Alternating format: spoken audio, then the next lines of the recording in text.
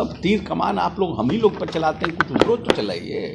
उधर भी ढेर लोग हैं अलायंस में, उधर भी पूछपाछ कीजिए। एक तरफा चलाइएगा तो वो तो लगता है कि फिर एजेंडे पर आप लोग हैं।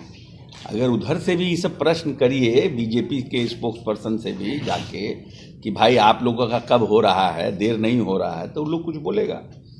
हम ही लोग से पूछते हैं।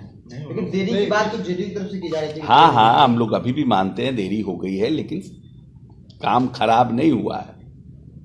काम खराब होगा तब ना नुकसान होगा, हो जाएगा। नहीं, आप लोग कहते हैं कि जल्दी हो जाना चाहिए। लालू जी कहते हैं माननीय कि नेता हमेशा कहते हैं कि जल्द से जल्द सीटों का बंटवारा हो जाना चाहिए, जिससे कि हम फील्ड में जल्द से जल्द उतरें, हम लोगों के जो सीटें हैं वो आइडेंटिफाइड हो जाए, हमारे जो वर्कर हैं वो फील्ड में उतर जाएं। क्योंकि लड़ाई जो है कमज़ोर लड़ाई नहीं है।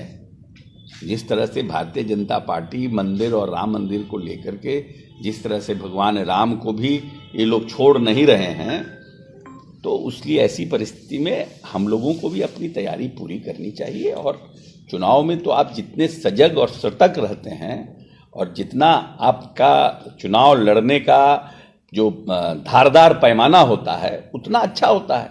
इसीलिए नेता का आग्रह है कि भाई जल्द से जल्द हो जाए। ये केंद्रीय गृह मंत्री अमित शाह का नीतीश को लेकर जो एनडीए वापसी में खुलकर बयान, इस पर चर्चा हो रही है कि से जो है एनडीए में जाएंगे।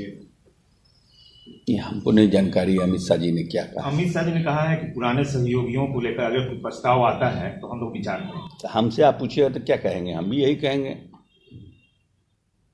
ये तो बहुत स्क्रिप्टेड बयान है, इसमें नया क्या है?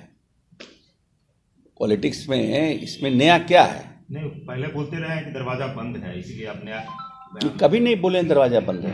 अमित शाह जी ने कभी नहीं कहा है कि दरवाजा, वो तो हमेशा बोलते हैं कोई प्रस्ताव आएगा, तो प्रस्ताव देगा कोई तब ना। हम लोग तो प्रस्ताव दिए नहीं हैं। प्रस्ताव कोई भी व्यक्ति से पूछेगा तो यही कहेगा कि प्रस्ताव आएगा तो हम विचार करेंगे। प्रस्ताव हम लोगों का कहाँ कोई प्रस्ताव गया है? इंडिया का जो एनडीए गठबंधन के घटक दल हैं तीनों दिल्ली में मिलते हैं, क्या लग रहा है हम लोग का सब कुछ चल रहा है? अभी तो ये हमको क्या मतलब है उस घर से? हमारे पड़ोसी के घर में क्या हो रहा है हम उसमें क्या ताक झाँक करने? आप जाते हैं अपने पड़ोसी के घर में ताक झाँक करने, तो हमसे क्यों एक्सपेक्ट करते हैं हम ताक झाँक करने जाएं? हम अपना घर में बैठे हैं, हम अपने घर को सुदृढ़ करेंगे। हम दूसरे घर में क्या तरकारी बन रहा है, सब्जी बन रहा है, हमको उससे क्या मतलब है? अब ना हम लोग को, हम अपनी पूंजी पर हम लोग खड़े हैं, दूसरा का क्या हो रहा नहीं हो रहा उस पर नहीं। हम नीतीश कुमार के कार्य जो 18 वर्ष में नीतीश कुमार ने इस प्रदेश को आगे बढ़ाने के लिए काम किया है उसको लेके जाएंगे। जिस तरह से इन 18 वर्षों में जातीय अनुपात कम किया, जिस 18 वर्षों में धार्मिक अनुपात कम किया, जिस 18 वर्षों में 24,000 करोड़ के बिहार को 2,66,000 करोड़ किया, जो कमिटमेंट उन्होंने 7 निश्चय 2 में किया कि हम 10 लाख नौकरी और 10 लाख रोजगार देंगे, उस पर काम हमारा हो रहा, हम उसको लेके जनता के बीच जाएंगे। हमारा क्या, हमारी अपनी पूंजी है, मेरा पूंजी नीतीश कुमार है, हम उनको लेके भी जाएंगे।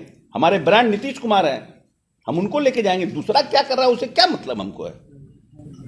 भाई वीरेंद्र बोलते हैं कि लालू जी के कृपा से ही मुख्यमंत्री बने। भाई वीरेंद्र जो है उन्होंने कहा कि लालू जी के कृपा से सीएम बने मुख्यमंत्री नीतीश कुमार। नीतीश कुमार इस प्रदेश में पथ प्रदर्शक हैं।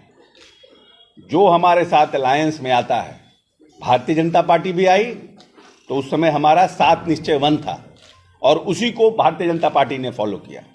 2020 में हम 7 निश्चय 2 लेकर के आए और आरजेडी भी 7 निश्चय 2 पर काम कर रही है।